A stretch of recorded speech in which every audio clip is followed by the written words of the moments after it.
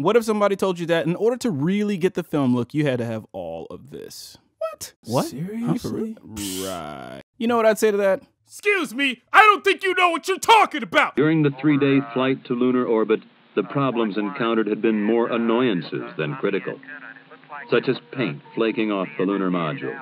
Yo, Darius BRITT here, and this is how to master the film look on a budget. Save some money. Of course, you can never truly master anything, but with a few basics, some tricks, a ton of practice, anything's possible. We should probably start with what is the film look. Most people would agree that the film look is when you've got an image that looks like it belongs on the big screen. So we're just gonna go with that. Now, to get that look, we've got to talk about camera settings, techniques, a few secrets, and execution. I do believe it about that time. Lego.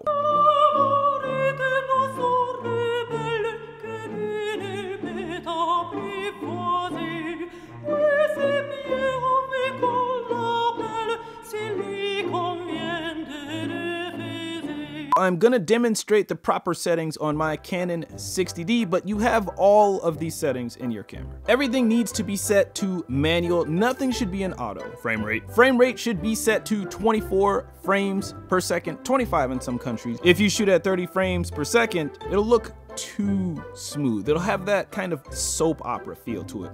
We don't want that. Not at all. Shutter speed. The shutter speed directly affects your motion blur. Shutter speed should be set to 1/48th of a second. If your camera cannot do 1/48th, then we round up to 1/50th. This will give us that cinematic motion blur that you're used to seeing in movies. Whichever the frame rate is, you double it to find your shutter speed. This is called the 180-degree shutter rule. Now, if I were to increase the frame rate to 60 frames per second slow motion, then I'd have to change my shutter speed to 1/120th of a second. Now, if we drop the shutter speed down to 1/30th, we get too much motion blur. If we increase the shutter speed to 1/230th of a second, you severely reduce the motion blur, which gives your images a very jittery, frenetic effect. So jittery.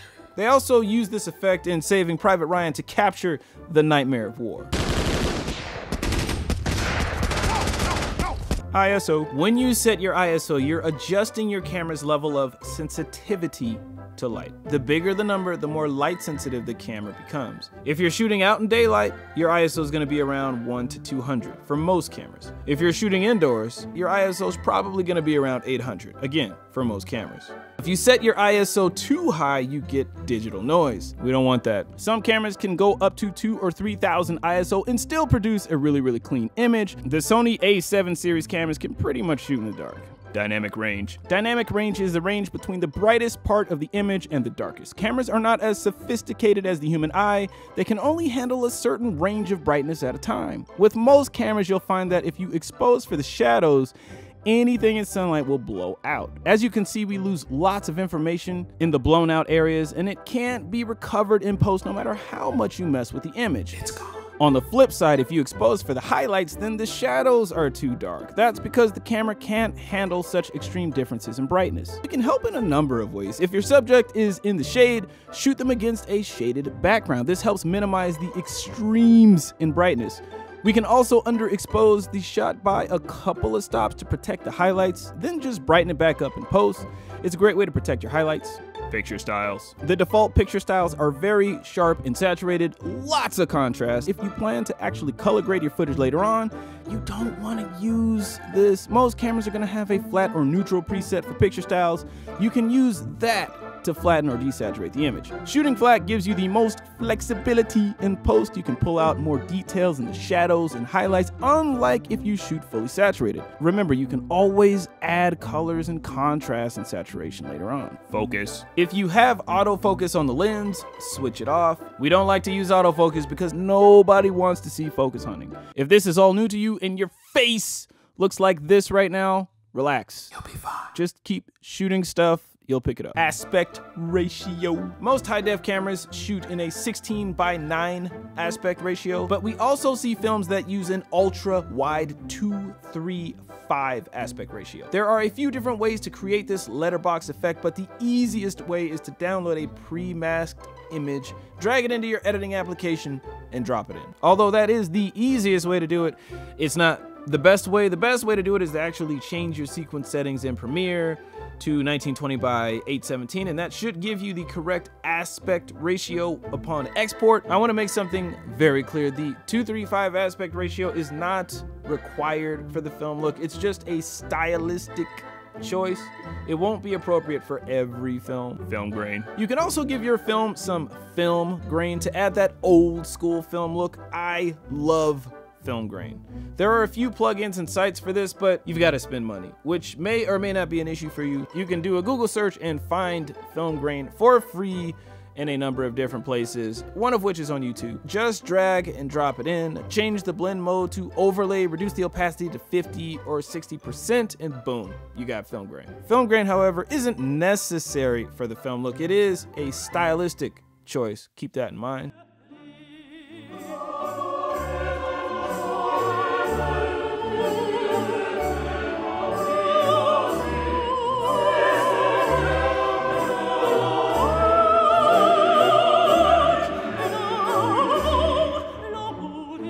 When we talk about technique, we're talking about the specialized skills you need to build in order to create filmic work. Audio. It doesn't matter how amazing your images look, bad audio will completely destroy the cinematic illusion. Audio is the biggest distinguisher between work that looks professional and work that looks like it was shot by an amateur. You don't have to have the best equipment for this, just give it as much attention as you do everything else. Sounds reasonable, right? You want to get your mics as close to your actors as you can. If you can get them at least 3 feet away, you're golden. This is what the audio sounds like when the microphone is plugged into a sound recorder. This is like the best possible scenario. You're going to get really clean sound. You're not going to have a whole lot of floor noise, and it's going to be sharp because, well, we've got the microphone really close to our actor. So this is what the audio sounds like when the mic is plugged directly into the camera. It's not as good as a sound recorder, but it's still really good because the mic itself is still close to me. So we may have to do a little bit of denoising in post, but it's still very usable. This is what it sounds like when we're using the camera's built-in microphone. As you can see, it doesn't sound really good because the mic is like way over here. See, now I sound better. If we just kind of float above this whole thing and think about why audio is so important, is because without good audio, you can't get into the stories and performances. Getting good performances is number 2, right behind good audio. It doesn't matter how pretty your film looks if people stop watching 40 seconds into it because the acting is awful. Look at the whole mumblecore movement. In many cases, the lighting and framing were not the best, but these guys built film careers off of creating films with good naturalistic performances. If you want to get good performances, take some acting classes, learn about acting, learn how to use improv and guided improv to get natural performances out of non-actors. Framing and composition. The thing that's going to make the biggest difference visually is your framing and composition. Use the rule of thirds to improve your compositions. Give your actors headroom and look space to look into frame. Learn how to use central framing, leading lines. Framing and composition will help you get the film look more than anything else for a few reasons. 1, you can make a great film without lights, but you can't make a great film with poor framing and composition. 2, getting good frames and strong compositions doesn't cost you anything. So free. If you want to learn more about framing and composition, I did an entire 20-minute video on it. Link is in the description. Film grammar. Film is literally a visual language, and it takes time to practice and learn that language just like any other language. Film grammar isn't about what you're shooting, it's about how you're shooting it. When should you use a close-up? When should you use a medium shot? A wide shot? When do you use a POV? What's the psychology behind any given shot? Directors like Alfred Hitchcock were masters of film grammar. They knew just where to put the camera to get the reaction out of their audience, and they also knew exactly what that reaction would be. You can learn the basics of filmmaking in 2 weeks, but learning and mastering film grammar, that takes a lifetime of study. And that's because it's an organic language that changes and evolves with new generations. Lighting. Just like good and good audio, lighting will make or break your film in terms of how cinematic it looks and feels. Here's what you might start off with before you light a scene. First, I turn off some of these house lights. Then you can set a key light. Bouncing it off of walls or ceilings really softens the source. Looking better. Next, you can throw a rim light to help separate your subject from the background. My subject is already separated by contrast, so it's just kind of adding dimension to her face. You may want to add fill light to fill in some of the shadows on the face. In this case, I'm shooting in a really small room, so I don't need it because there's kind of enough ambient light bouncing around where the shadows aren't as prominent. Now, this light in the back is super distracting, so I'm going to go ahead on and move it away from the wall so we can reduce some of that blown out detail, and then I'm going to dim it down. Just keep dim it more.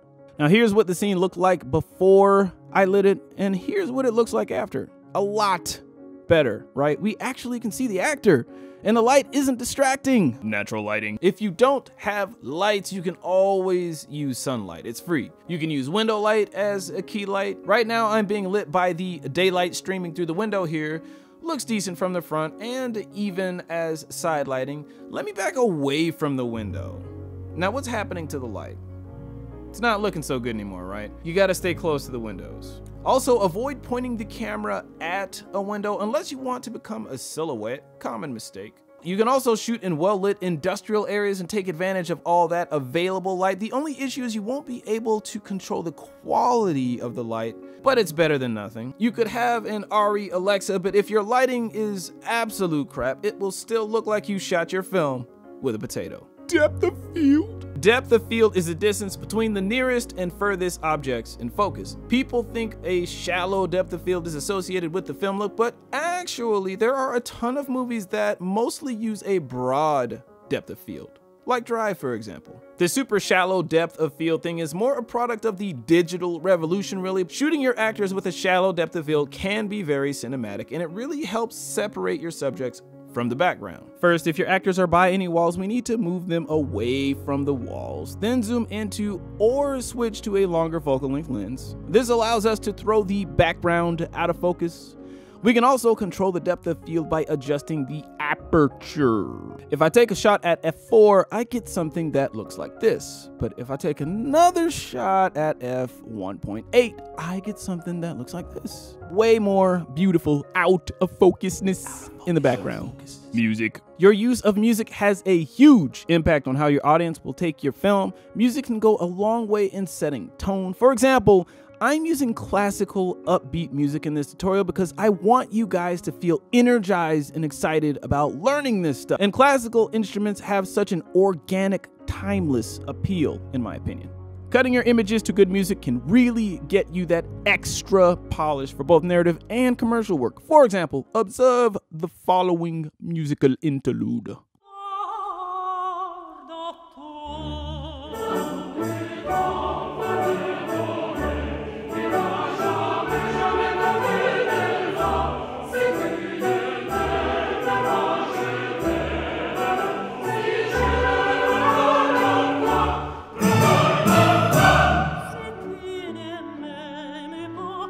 Now, everybody wants to know if there are secrets to getting the film look. Okay, let's talk about these secrets. Using sunlight is great and it's free and all, but man, is it powerful.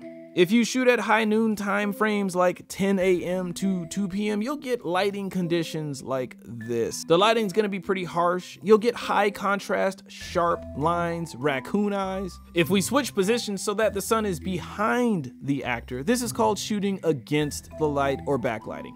We create a shadow across the entire body, which gives us much more controllable, consistent light, and it creates a rim light which separates the actor from the background. The great thing about backlighting is the exposure stays consistent. Once you expose for the shadows, it doesn't really change much. Even if the sun gets a little brighter or it's pretty cloudy, this doesn't really affect your shadows. Also, when you're shooting into the sunlight, or any light for that matter, you're definitely gonna wanna use a lens hood or you'll end up with gnarly lens flares in a milky washed out image. Unless, of course, you want the lens flares, totally up to you. Silhouettes. A well-placed shot of a silhouette can be very filmic. Sometimes you don't want to show so much. Sometimes less is more. Silhouettes can create a lot of emotion and they can be very moody, so be very careful how you use them. Just make sure the lighting behind your actor or subject is much brighter than the light in front of them. Shooting actors against the sunset's one classic way to do it. Note: There's a difference between a shot that's underlit and intentionally shooting a silhouette.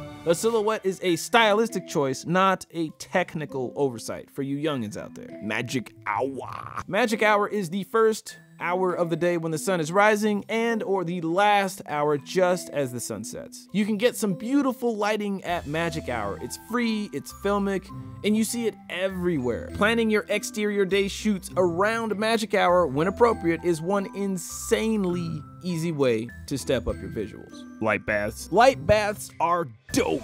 Stick a light right behind your actor or subject and reveal it with a camera move. It's not appropriate for everything, obviously, but it is boss sauce. Depth. You should always look for ways to add depth to your shots. If you're shooting in small apartments, shoot through doorways, pull actors away from the walls when you can. You can move furniture, couches, chairs, and tables if you need to. While this might not be appropriate for every shot, it definitely makes a huge difference. Close-ups. You can make anything look good for cheap in a close-up. If you're short on time, they're much easier to light and faster to shoot. If you don't like some aspects of your set but you can't control it, you can always go tighter and frame some things out. Textures and patterns. Textures and patterns look amazing on film. Leathers, furs, tweeds. Did you notice how every time you see a comic book movie, the suits are always made out of different fabrics and some sort of textured material? That's because it looks dope on camera. If you're thinking of ways to spice up your locations, consider adding patterned wallpaper. They're not too expensive and they're easy to temporarily hang using carpet tape. Interesting faces. An interesting face can do wonders for captivating your audience's attention. I've been in situations where I meet someone in life and I don't find anything particularly interesting about them, but the camera sees something completely different. Take an actor like Forrest Whitaker, for instance. Most would agree he's not a very attractive man. Sorry, Forrest. Aside from his amazing acting ability, there's something about him that the camera just can't get enough of. Very photogenic. Camera test everyone. You never know what the camera's gonna see. Filmic locations. Location scouting is huge. Having a filmic location is like shooting at magic hour. Everywhere you point the camera is just gonna look gorgeous. If you can get into older houses, they usually tend to be the best. Also, it helps to find a place with lots of windows so you can use natural lighting. Christmas lights. Christmas lights are the best. You can add a layer of cinematic dreaminess by just adding Christmas lights. They're cheap. They look really, really good out of focus, and they're really easy to set up. Christmas lights are not something you can throw in every scene, obviously, but it really works when used appropriately. Transitions. Transitions can really take your work from being just another video to something memorable. Coincidentally, transitions are probably the last thing that most beginners think about. How do you plan to move from one scene to the next? Will you whip pan, hard cut, fade? Sometimes something as simple as a well-placed fade can make all of the difference. If you haven't figured it out by now, basically the secrets to the film look really boil down to what you put in front of the camera. If you've got something photogenic, it's gonna look just as good in front of a $200 camera as it would a $20,000 camera. You can get the film look with any camera. It's all about knowing how to work with the limitations that you have. To prove this, I'm going to shoot a short film using my 6-year-old Canon 60D, which is terrible in low light performance. I'm not using magic lantern. I'm gonna shoot the entire thing with the cheap kit lens. I did an entire video on the limitations of the kit lens, link in the description. I'm also going to shoot it by myself with absolutely no crew. I'm not gonna use any lights, and I'm recording the audio straight into the camera without using a sound recorder. The big question here is, can we still achieve something filmic with these strict limitations? I don't know, let's find out.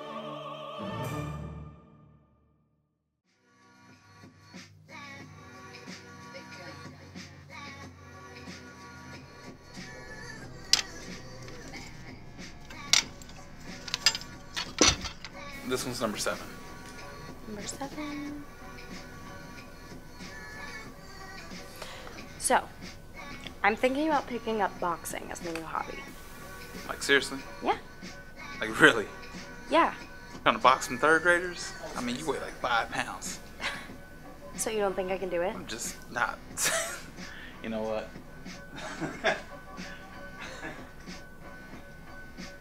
Hey, how about this? You give slap boxing a try first. Alright, so the first thing you want to do is just bring your hands up. Guess you want to guard your face, guard those sides. Like this? Yeah, watch your Like shoulders. fists or like open? Open. It's slap Open. boxing. No closed fist. You're going to be paying attention to your opponent's shoulders and their chest. That's going to tell you which hand they're going to come with, okay?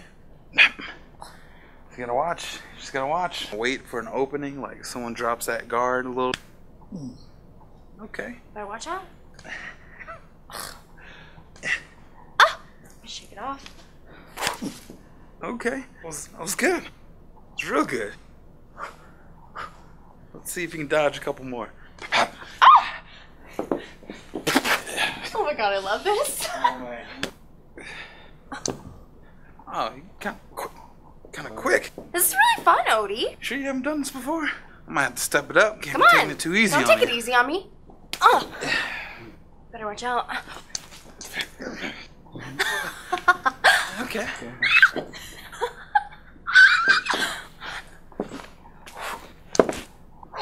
Can you handle me? Come on, bring it. Yeah, that's what I thought. Come on, Odie, come on. Oh, that's all you got? Really, that's it? Come on, you big tough guy. You gonna get beat up by this little girl? This girl that beats up the nerds? Yeah. Gosh, that was so fun. Thanks for showing me the ropes, Odie. I should totally do that again sometime. There's that new boxing gym downtown. We should take some classes together. You know? Yeah. Okay, well, see you tomorrow. Bye.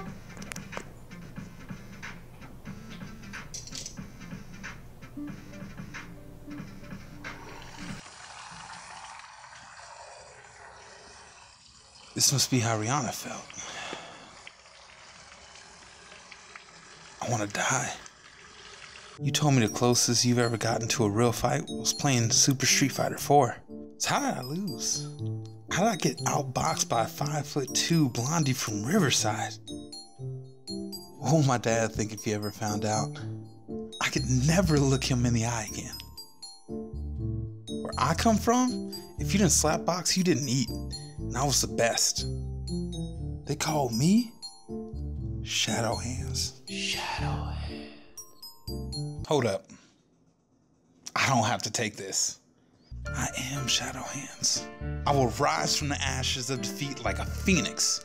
I was born for this. It's in my blood. I welcome the challenge. I live for it. I will get stronger. I will get faster, and I will get sharper. I can feel it all coming back. It feels good. I know you're out there somewhere, waiting from one slap boxer to another. I'm coming for you, and you better be ready. I am not Rihanna, and you are not Chris Brown. I am Shadow Hands. Shadow Hands. And I've already won. You just don't know it yet. What we do here is go back.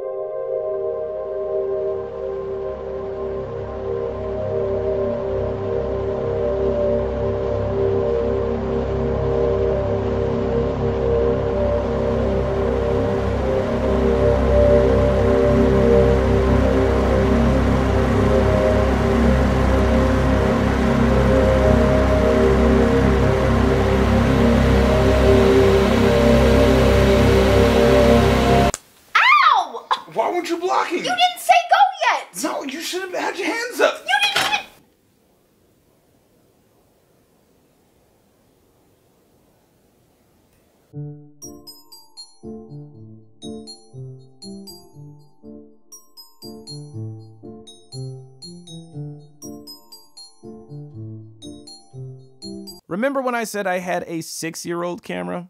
Let's talk about limitations. First off, if you compare my Canon 60D with a cinema camera like the Canon C300, it just blows it out of the water in terms of sharpness, contrast, dynamic range, everything. My camera pales in comparison. My Canon 60D only shoots 60 frames per second slow motion at 1280 resolution. I had to blow it up to 1920, slight resolution loss. Here's an example of the camera's limitation with dynamic range. Odie's face is clearly blown out here, and the sky in the back. This shot, this shot, this shot, this shot, and this shot were all taken at 1600 ISO, which is really high for this camera. If you look really close, you can see digital noise all over the place. I'm shooting in slow motion with a shutter speed of 1/125th, so I'm losing a ton of light. The kit lens is all the way open. I can't add lights because I'm not using any, so I had to crank up the ISO. It doesn't look that bad. I could have picked a different gem with more available light to shoot in, but I really liked the feel of this particular gem. I think the super noisy underexposed image actually works in our favor here because it gives the scene a really dirty, grimy, Fight Club-esque feeling. When you're shooting 60 frames with this camera, you get a lot of moire. Moire is when you see artifacting anywhere where there's tight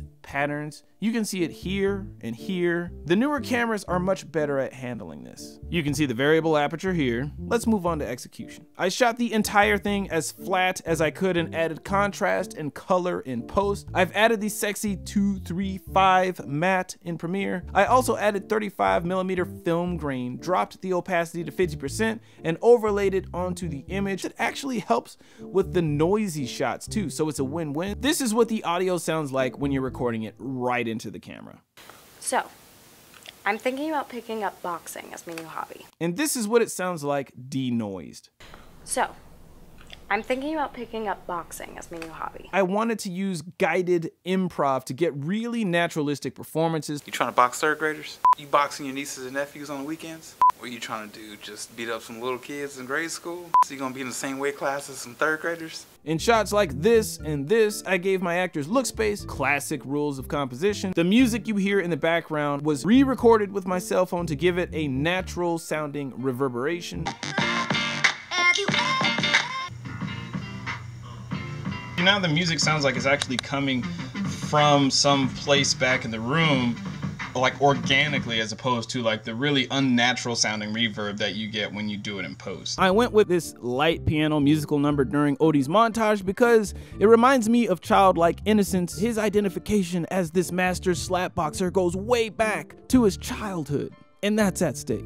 I had to go in and do a little bit of ADR. If you listen to the following clip, you can hear what I'm talking about. Like this? Yeah, watch Like this or like open?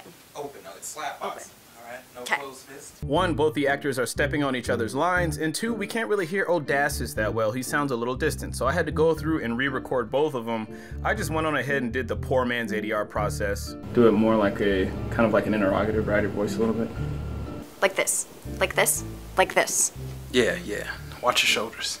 Yeah, watch your shoulders. I had both the actors say their lines at various tempos and pacing, dropped it in the edit, and now this is what it sounds like after the ADR has been done. Like this?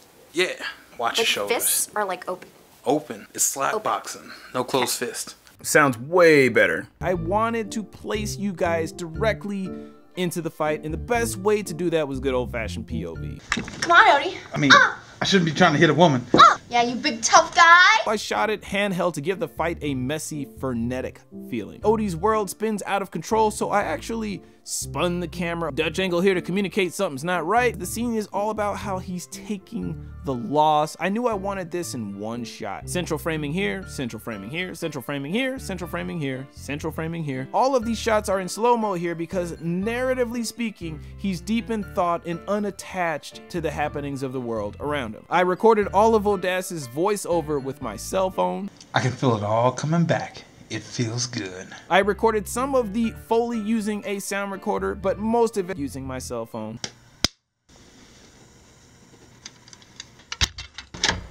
Smokey transitioned to a training montage with a well-placed fade, backlighting Odie directly against the sun because light baths are always dope. So dope. This shot was actually taken right here in the same room against this window, but because it's close up, you'd never know it. That's the beauty of close-ups. Classic silhouette against patterned sound blankets on the walls for visual interest. I spotted a lamp in the room to backlight Odie. This was shot just after magic hour. We missed it by a hair. Shot it anyway, still looks good. I break composition guidelines here because the shots are supposed to feel dreamlike and abstract. Aperture is wide open to get the super shallow depth of field. These shots were taken in this room against this window to save time. Of course, you'd never know it because, again, it's a close-up. Backlight Odie against the sun to give him that angelic halo. Nice, slow, well-placed dramatic fade leading us into the last act of the film. The final showdown is slow motion pans on a tripod. The shots are steady to imply Odysseus is now in control, a stark contrast to the handheld messiness of the first fight. I recorded a house fan and layered it into the fight scene at 3 different speeds to build up tension. Here's the fan slowed down by 50%.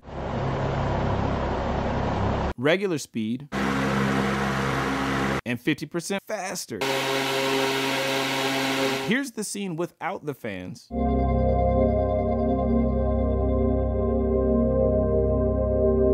And then with the fans layered in.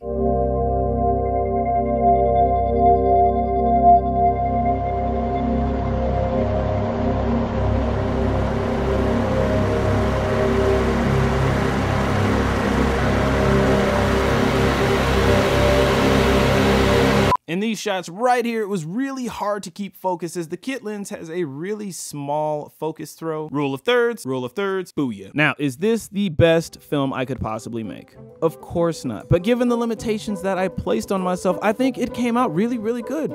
I'm proud of it.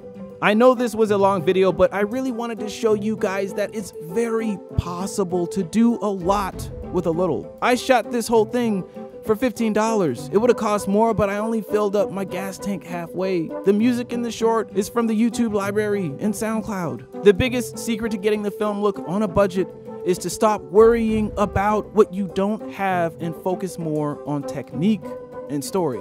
It's really that simple. Why don't we try shooting microfilms with very simple stories more often so we can really work on our technique and our execution? If you've got really good technique, you can make something very cheap look very expensive. And if you've got a good story, nobody's gonna care what camera you used.